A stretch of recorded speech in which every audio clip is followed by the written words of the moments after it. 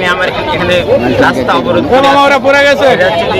সন্ত্রাসী রাজু মেম্বার, তার হচ্ছে কিছু সাঙ্গভঙ্গ আছে 5-7 জন, এটা নিয়ে এসে বিভিন্ন জায়গাতে বাড়ি দখল, জমি দখল, তারপরে নেশা উন্মুক্তভাবে নেশা বিক্রয়ের সহায়তা, এই সমস্ত কাজ করে যায়।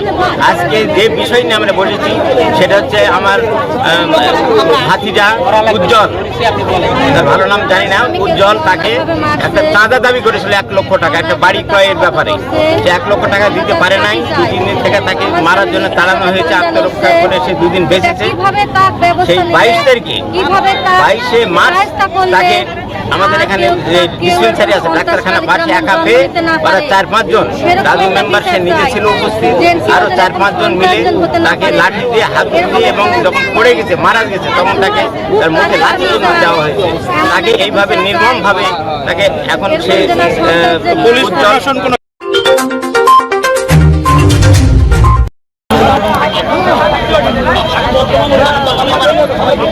এই ব্যক্তিটা আমার থেকে 3 লক্ষ টাকা আমি অর্থ সম্বন্ধে আমার কার্ডটা করে প্রায় 10 থেকে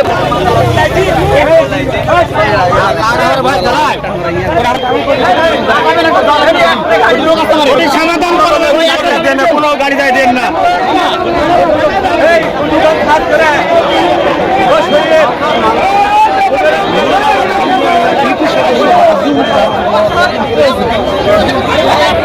আপনি গেলে বসবেন, সমস্যা নাই, বসো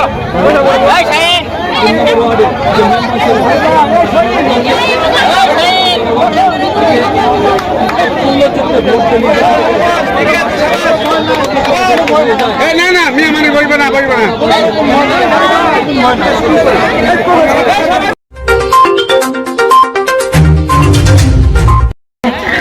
সন্ত্রাসীদের রাস্তা না ভেঙে দাও, ঘুরিয়ে দাও। সম্মানিত নেতৃবৃন্দ, এখনো দূর দূরান্তে যে সকল নেতৃবৃন্দরা অবস্থান করছেন সকলের কাছে বিনীতভাবে অনুরোধ, ভান্ডারমারিতে রাজুর মতো কোনো সন্ত্রাসীর যেন জায়গা না হয়, এর প্রতিবাদে আমরা এখানে সমবেত হয়েছি। তাই আপনারা এই কোনো সন্ত্রাসীর বিরুদ্ধে আপনার প্রতিবাদ জানান। যদি আমরা এক সন্ত্রাসীর বিরুদ্ধে প্রতিবাদ না জানাই, আপনার বিরুদ্ধে এই ধরনের ঘটনা ঘটতে পারে।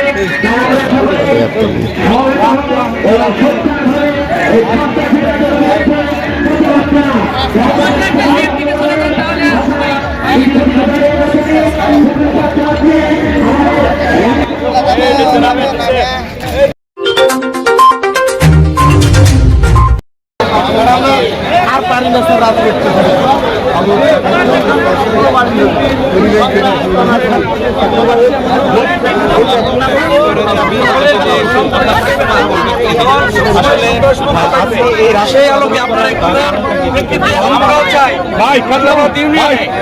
চাঁদাবাজ, কোন সন্ত্রাসী, কোন মাদক ব্যবসায়ী থাকবে না। এই উজ্জ্বল ভাই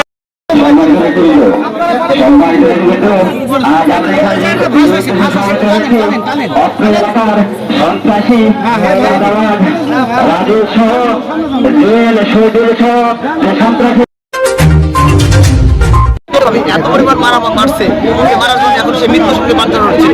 এটা আমরা দ্রুত এর সুস্থ তদন্ত চাই এবং আসামি আজকে 72 ঘন্টা কাছাকাছি চলে যাচ্ছে, তাও আসামি দ্রুত হবে তার বিচার।